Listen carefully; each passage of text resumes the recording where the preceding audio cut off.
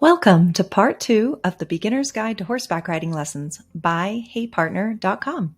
Let's say you found a lesson program that looks like a good fit. You're on your way to your lesson. What can you expect to happen right when you arrive at the barn?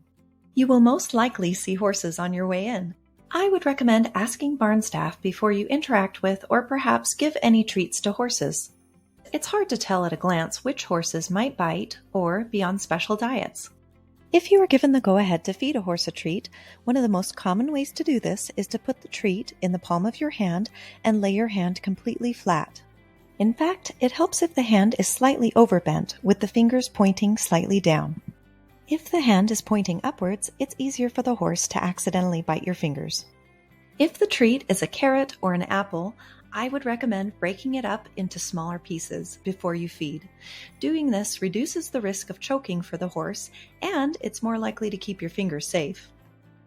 If a child wants to give the horse a treat, I would stay close by.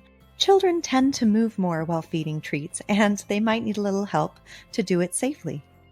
You might also be asked to feed the treat by putting it in a bucket. Some horse owners and trainers prefer this method because it discourages the horse from getting into a habit of nibbling on people's hands or their clothing. Before you ride, some facilities and instructors might ask that you read through and sign something called a release of liability waiver. There are some inherent risks when riding and in being in close proximity to horses, even when safety measures are in place. This document usually outlines these risks. I would suggest taking a moment to read over this document before you sign. Another common question new riders might ask is, do I need to get my horse ready for my first lesson? The equipment that we put on a horse in order to ride is usually referred to as tack. Therefore, you might hear the term tacking up in reference to getting the horse ready to ride. Tacking up a horse correctly requires someone who is familiar with that particular horse and their unique tack setup. If it's one of your first few times riding, it's likely your instructor will want to tack up your horse for you, or they will stand next to you and teach you how to tack up the horse correctly.